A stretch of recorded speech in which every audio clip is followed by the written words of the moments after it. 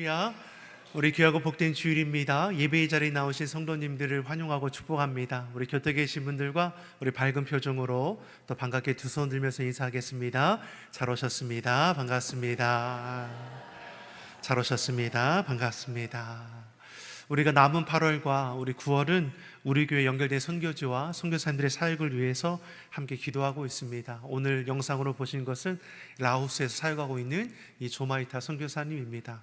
오랫동안 우리 교회 후원과 협력을 통해서 점점 그 사역의 장이 확장되고 있음을 알 수 있습니다. 새롭게 사역을 시작한 것을 보니까 밀키트 사역을 시작했더라고요. 성구를 적어서 함께 복음을 전함을 통해서 육신의 양식뿐만 아니라 영혼의 양식도 저들의 삶에 들어갈 수 있도록 우리의 기도와 우리의 수고와 우리의 후원이 결코 헛되지 않고 이렇게 저 먼 곳에서도 복음의 씨앗이 뿌리고 있음을 여러분 꼭 기억하시고 하루 한 번 1분 이상씩 꼭 우리 선교지를 위해서 기도에 동참해 주시면 큰 은혜가 되겠습니다. 계속해서 주보에 보시면 하반기 사역이 하나하나 이제 기록되어 있습니다. 하반기 사역을 위해서도 여러분 함께 기도하시고 또 참여해 주실 뿐만 아니라 막바지 무더위에서도 건강 상하지 않도록 건강을 잘 지켜갈 수 있기를 바랍니다. 그럼에도 믿는 자들은 고백하는 것이 무엇입니까? 우리 곁에 계신 분들과 이렇게 말하겠습니다. 하나님께서 지키시고 도우십니다. 하나님께서 지키시고 도우십니다. 아멘이시죠? 그럼에도 믿는 자들은 고백할 수 있는 것이 무엇입니까? 하나님께서 지키시고 도우십니다. 어려운 것 같지만, 내 삶에 연약함이 넘쳐나는 것 같지만, 이 모든 삶의 자리를 하나하나 우리를 붙들어 주시고 우리의 그 걸음마다 인도하여 주시는 하나님께서 우리를 지키시고 도우심을 믿습니다. 그 믿음으로 하루하루의 삶을 견고히 세워갈 수 있는 우리 모두가 되기를 좋으신 예수님의 이름으로 축복합니다. 우리가 누가복음의 말씀으로 은혜를 나누고 있는데요, 누가복음 15장의 말씀을 보니까 잃은 자를 찾으시는 하나님 아버지의 마음을 우리로 알게 하는 세 가지 비유가 기록되어 있습니다. 잃은 양을 찾는 목자의 비유, 또 잃은 드라크마를 찾은 여인의 비유, 그리고 오늘 본문에 기록되어 있는 잃은 아들을 찾는 아버지의 비유입니다. 이 모든 세 가지의 비유는 하나의 공통점을 가지고 있습니다. 포기하지 않는다는 것이죠. 우리를 향한 하나님의 마음이 어떠합니까? 포기하지 않으시는 끝까지의 사랑이라 말씀해 주는 것이죠. 예수님께서 이 세 가지의 비유를 말씀하게 되는 배경이 있습니다. 누가복음 15장 1절에서 3절의 말씀입니다. 같이 보겠습니다. 모든 세리와 죄인들이 말씀을 들으러 가까이 나아오니 바리새인과 서기관들이 수군거려 이르되 이 사람이 죄인을 영접하고 음식을 같이 먹는다 하더라. 예수께서 그들에게 이 비유로 이르시되 아멘. 예수님께서 모든 세리들, 죄인들을 기쁘게 맞아주시고 저들에게 천국 복음을 전해주셨을 뿐만 아니라 음식도 함께 먹고 나누셨습니다. 이 모습을 바리새인들, 서기관들이 보고 수군거렸다라는 것이죠. 왜냐하면 이들에게는 죄인들과 함께 이야기를 나누고 음식을 먹는다는 것이 말이 되지 않는 일이었기 때문입니다. 죄인들과 함께 한다는 것 스스로를 더럽히는 것이니 죄인들과는 상종하지 않았습니다. 그런데 예수님께서는 어떠합니까? 저희를 오히려 영접해주고 저들과 함께 웃고 웃으며 음식도 나누며 저들을 위로하고 말씀을 전하고 있으니 바리새인들, 서기관들이 그 꼴을 보고 싶지 않았다라는 것이죠. 이처럼 바리새인과 서기관들은 하나님이 주신 이 율법을 가지고 그 사랑을 전하며 위로하는 자가 되어야 할 것인데 그렇지 못하고 오히려 이 율법을 서로를 비방하고 판단하고 정죄하는 도구로 사용했다라는 것이죠. 이것은 결코 하나님을 기쁘시게 하는 것이 아닌 것입니다. 하나님께서 율법을 주신 것은 서로 사랑하라 하기 위해서인 것이죠. 근데 그러하지 못한 바리새인과 서기관들을 향해 예수님께서는 이처럼 세 가지 비유를 들어서 하나님 아버지의 마음이 어떠한지를 알게 하고 있는 것이죠. 잃은 양과 잃은 드라크마를 찾는 이 비유를 통해 하나님은 하나의 가치를 하나가 아닌 전부로 여기심을 알게 하셨습니다. 너희가 손가락질하며 사람 취급조차 하지 않는 세리와 죄인 한 사람조차 하나님은 천하보다 값지게 여긴다는 것이죠. 잃어버린 한 생명을 살리기 위해 독생자 예수님을 십자가의 대속죄물 되게 하셨음도 알게 하셨습니다. 하나님은 사랑이십니다. 한 생명 한 생명을 전부인 것처럼 사랑하십니다. 죄인 한 사람이 회개하여 하나님께로 돌아오는 것을 회개할 것이 없는 의인 99명보다 더 기뻐하신다 하셨습니다. 우리가 생각할 때는 99마리와 한 마리를 어떻게 비교할 수 있습니까? 잃어버린 한 마리를 찾겠다고 99마리를 내버려 둘 수 있는 겁니까? 결코 상식적이기도 합리적이기도 아닌 것이죠. 그런데 이것이 우리를 향한 하나님의 마음이고 사랑입니다. 우리를 향한 하나님의 사랑은 상식적이지도 합리적이지도 계산적이지도 않습니다. 무조건인 것이죠. 우리 각 사람을 전부인 것처럼 그렇게 끝까지 사랑하십니다. 우리 곁에 있는 분들과 이렇게 고백하겠습니다. 우리는 하나님의 전부입니다. 우리는 하나님의 전부입니다. 여러분, 우리는 하나님의 전부인 것이죠. 한 사람을 구원함이 얼마나 기뻤든지 천국에서 잔치가 벌어지는 겁니다. 우리가 그렇게 존귀한 자임을 알아야 하는 것이죠. 한 생명의 소중함을 우리도 알고 영원 사랑의 마음으로 주님을 알지 못하는 자들을 우리도 마음에 품고 내가 받은 사랑을 나누어 주고 복음을 전하는 일을 기뻐하는 저와 여러분이 되기를 예수님의 이름으로 축원합니다.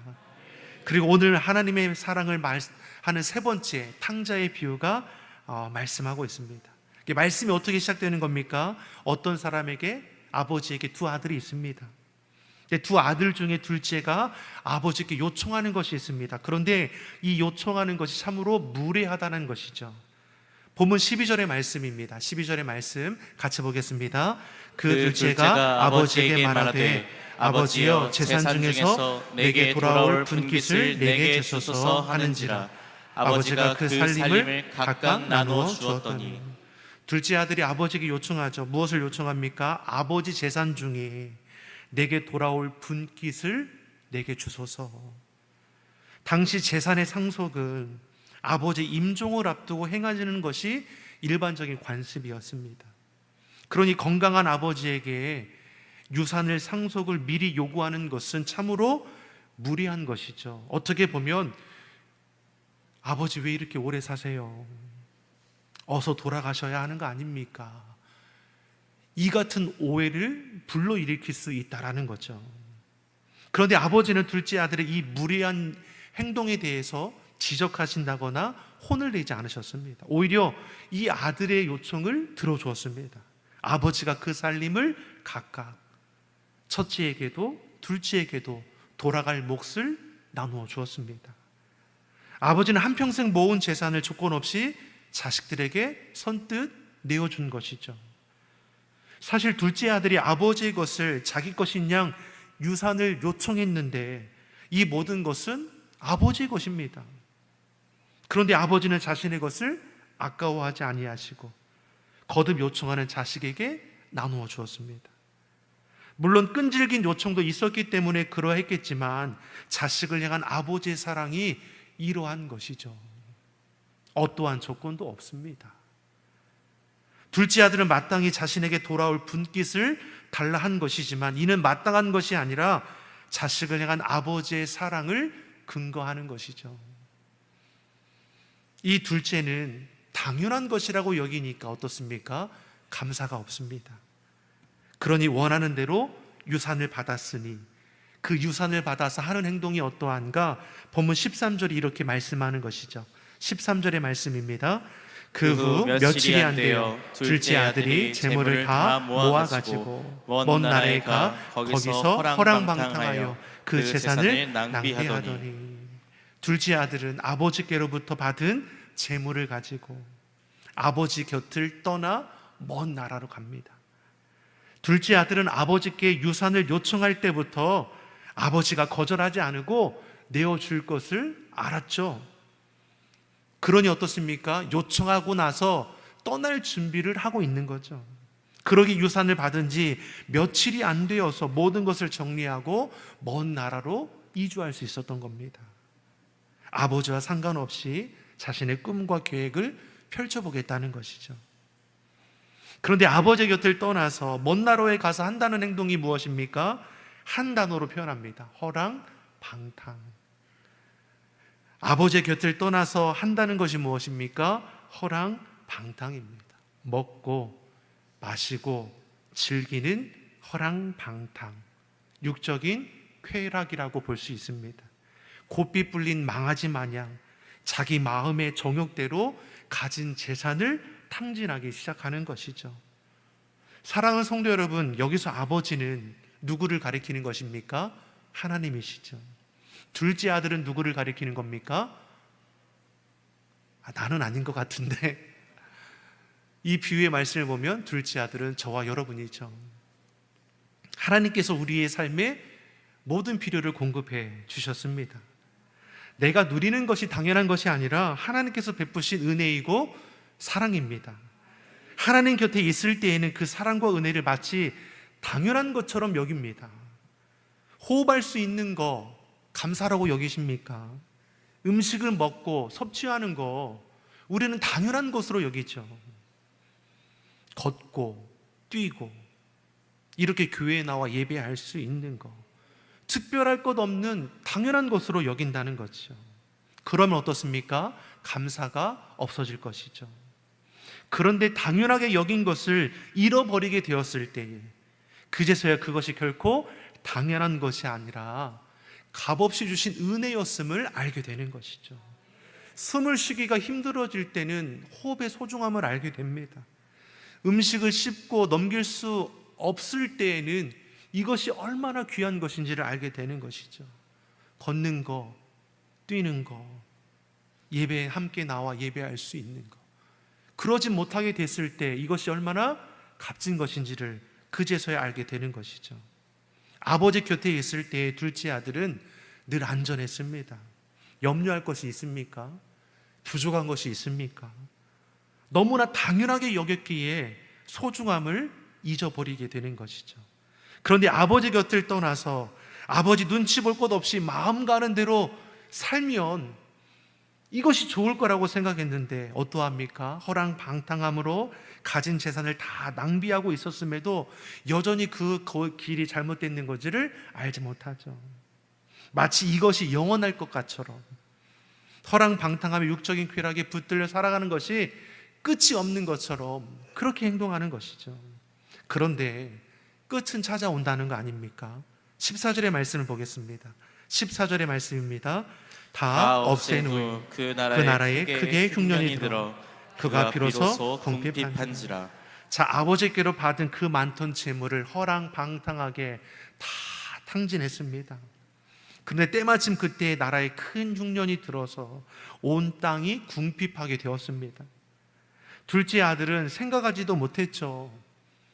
먹고 즐기고 하고 싶은 거 다 하는 삶이 계속될 거라고 생각했습니다. 그런데 모든 재물을 다 없어져 버렸고 나라는 기근으로 궁핍하게 되었습니다. 이후에 둘째 아들의 비참한 처지를 무엇이라고 설명하고 있느냐? 15절 16절입니다 15절 16절 같이 보겠습니다.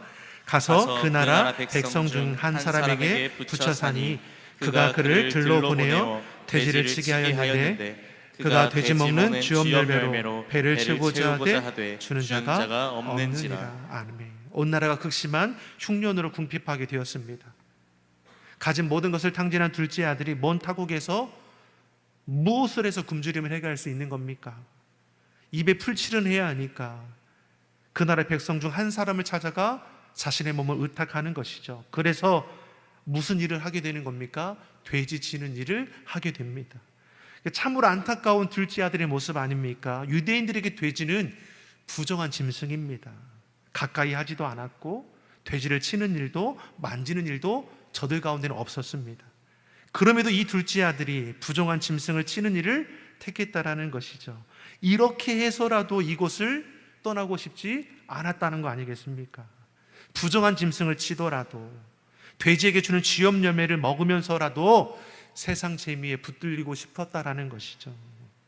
그런데 이마저도 극심한 흉년으로 돼지를 먹일 사료조차 없게 되는 거 아니겠습니까? 아버지 곁을 떠나 자기가 원하는 대로 멋들어지게 살고 싶었습니다. 세상 재미, 쾌락에 즐거워하며 허랑방탕하게 살다가, 그런데 모든 것을 탕진한 후에 결국 비참한 신세가 되고 말았습니다. 사랑하는 성도 여러분, 왜 이 둘째 아들은 이렇게 비참한 지경에까지 이르게 된 것입니까? 물론 아버지 집을 떠나서 허랑방탕한 생활한 결과일 수 있습니다. 하지만 또 다른 이유는 그가 돌이켜 아버지께로 돌아가지 않고 흉년이 든 그 나라에 머물려고 끝까지 고집을 피웠다라는 것이죠. 모든 재산을 탕진했을 때에도 부정한 짐승인 돼지를 칠지라도, 그 돼지가 먹는 쥐염 열매를 먹을지라도 아무런 상관이 없었습니다. 그런데 결국 돌이킬 수 없는 처참한 신세가 되었을 때야 비로소 그 눈이 열려지게 되는 것이죠. 17절의 말씀을 보겠습니다. 17절의 말씀 같이 보겠습니다. 이에 스스로 돌이켜 이르되 내 아버지께는 양식이 분족한 품꾼이 얼마나 많은가. 나는 여기서 줄여 죽는구나. 아멘. 많은 재물을 탕진했을 때에도 버텼습니다. 왜요? 자기 생각에 돼지를 치면서 돼지에게 주는 쥐염 열매라도 먹으면서 나는 버틸 수 있는 거 아닌가, 자기 생각과 고집을 부린 것이죠. 그런데 이것도 자기 생각과 계획대로 되지 않습니다. 자신이 할 수 있는 것이 하나도 없게 됩니다. 그제서야 무엇입니까? 돌이켰다는 것이죠. 그제서야 자신의 어리석음, 범죄함으로 인해 이렇게 비참한 처지가 되었다는 것을 그제서야 알게 되었다는 것이죠. 그러면서 아버지와 함께 했을 때가 자꾸만 생각이 납니다. 아버지 곁에 있을 때는 어떻습니까? 풍족했습니다. 평안하고 그렇게나 자유로웠습니다. 근데 그것을 너무나 당연하게 여기며 자신은 살았던 것이죠. 범죄함으로 모든 것을 잃게 된 후에야 아버지를 생각하며 아버지 곁에서 누렸던 기쁨과 감사를 되새기게 됩니다. 그러면서 아버지 곁에 있는 품꾼들을 생각하며 저들은 참 풍족한 거 아닌가. 그런데 지금 난 먼 타국에서 지금 무엇 하고 있는가. 이렇게 살 바에야 아버지께로 돌아가자는 회개가 일어나게 됐다라는 것이죠. 18절 19절입니다 18절 19절 같이 보겠습니다. 내가 일어나 아버지께 가서 이르기를 아버지, 내가 하늘과 아버지께 죄를 지었사오니 지금부터는 아버지의 아들이라 일컬음을 감당치 못하겠나이다. 나를 품꾼의 하나로 보소서 하리라 하고. 아멘. 탕자가 스스로 자신의 비참한 처지를 깨닫고 아버지께로 돌아갈 결심을 합니다. 이것을 우리는 회개라고 합니다. 거짓된 길, 잘못된 길, 범죄의 길을 돌이키는 거죠. 탕자의 회개는 말로만 하는 회개, 억지로 하는 회개가 아니죠. 내가 일어나 아버지께로 가서 실제적인 회개입니다. 이제까지는 아버지께 유산 상속을 앞당겨 받은 것이 무슨 죄인가 했습니다. 그런데 아버지 마음에 대못을 받은 불효임을 알게 되는 것이죠. 자신 하는 그 행동들이 결코 아무것도 아닌 걸 알게 되는 것이죠. 내가 고백하는 것이 무엇입니까? 내가 하늘과 아버지께 죄를 지었사오니. 회개는 자신의 죄와 허물을 쉬이 넘어가고 좋은 게 좋은 거라며 얼렁뚱땅하는 거 아니죠. 자신이 행한 죄를 낱낱이 숨김없이 아버지께 자복하는 회개, 이것이 참된 회개입니다. 자기 죄를 인정하고 지은 죄를 미워해야 돌이킬 수 있는 것이죠. 그러면서 탕자가 이어서 고백하는 것이 무엇입니까? 지금부터는 아버지의 아들이라 일컬음을 감당하지 못하겠다라는 것이죠. 이제 자신은 아버지 앞에 죄를 지은 죄인이지 결코 아들로서의 자격이 없다라고 고백합니다. 그러니 지금부터는 나를 아들이 아닌 품꾼으로 삼아달라 하겠다. 아들이라는 특권과 보장을 포기하고 아버지 곁에만 있으면 되겠다 생각하는 것이죠. 이렇듯 탕자는 허랑방탕하며 비참한 신세를 경험하며 그 마음이 낮아졌습니다. 높아질 때에는 아무것도 보이지 않지 않았습니까? 그 마음이 낮아지는 겸손함이 아버지의 은혜를 발견하게 하고 아버지의 품으로 돌아가도록 이끌어가는 것이죠. 이후에 어떤 일이 보여지게 됩니까? 20절의 말씀입니다. 같이 보겠습니다. 이에 일어나서 아버지께로 돌아가니라. 아버지도 아직도 거리가 먼데 아버지가 그를 보고 측은히 여겨 달려가 목을 안고 입을 맞추니. 탕자는 죄된 자리를 돌이켜 아버지께로 돌아갑니다. 아버지를 만나면 지은 죄를 회개하고 이제 자신을 아들이 아닌 품꾼의 하나로 받아주셔서 이 말만 되뇌이기는 거죠. 터벅터벅 걸어가며 거짓 신세가 되어서 아버지를 만나면 내가 어떻게 대하면 될까? 엎드려 자신의 잘못을 구하고 이제 나는 아들이 아닌 품꾼의 한 사람으로 나를 받아주셔서 되뇌이면서 집으로 돌아가는 것이죠. 탕자의 마음이 얼마나 떨리겠습니까? 문전박대를 당할 수 있는 것도 당할 수 있는 거 아니겠습니까? 마음이 단단히 먹었지만 그래도 자신이 한 행동이 있으니 무서운 것이죠. 그렇게 아버지 집에 당도하려 가는 그 거리가 먼데도 그 먼 거리에서 자신을 알아보고 뛰어오는 사람이 있었다는 것이죠. 그것이 누구입니까? 아버지이죠. 이것을 통해서 아버지의 마음을 우리는 알 수 있는 것이죠. 아버지는 아들이 떠난 이유로 이제나 저제나 돌아올까 하여 아들이 떠난 자리에서 매일같이 기다렸다는 것이죠. 거짓골이 되어 돌아오는 아들을 아버지는 단번에 알아보고 그에게 달려가 목을 안고 입을 맞추어 줍니다. 입을 맞추어 주는 거, 목을 안는다는 것은 무엇을 의미하는 겁니까? 용서해 주는 거죠. 아버지는 돌아온 아들을 향해 기쁨을 목을 안고 입을 맞추었습니다. 이는 공의보다 앞선 하나님의 사랑을 우리에게 가르쳐 주는 것이죠. 공의의 하나님이 되시기 때문에 죄를 싫어하십니다. 죄를 벌하시는 것이죠. 그런데 동시에 사랑의 하나님이 되시기에 회개하여 돌아온 자를 기뻐 안아주십니다. 탕자는 죄를 자백하며 벌을 받을 것을 각오했지만 아버지는 회개하여 돌이킨 것을 무엇보다 값지게 여기시고 무조건적인 용서와 사랑을 보이셨습니다. 이러한 아버지의 모습을 통해 우리를 향한 하나님의 마음을 발견할 수 있습니다. 아버지는 아들을 기다리고 계셨습니다. 집 나간 아들이 이제나 저제나 돌아올까 기다렸습니다. 이 아들이 회개하여 돌아오는 것을 크게 기뻐하셨습니다. 아들을 향해 정죄하고 판단하지 않았습니다.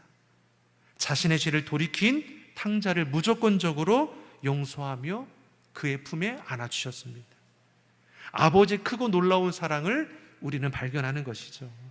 나아가 이 아버지는 22절에서 24절을 통해서 그 사랑이 어찌나 크고 놀라운지를 우리에게 말씀해 주는 것이죠. 같이 읽어보겠습니다.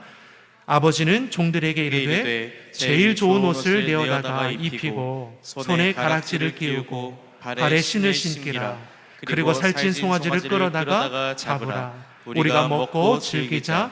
이 내 아들은 죽었다가 다시 살아났으며 내가 잃었다가 다시 얻었노라 하니 그들이 즐거워하더라. 아멘. 아들을 향한 아버지의 사랑을 알 수 있습니다. 아버지의 사랑은 변함이 없습니다. 이처럼 예수님께서는 탕자 비유를 통해 하나님 아버지께서 우리를 어떻게 사랑하는지를 알게 하십니다.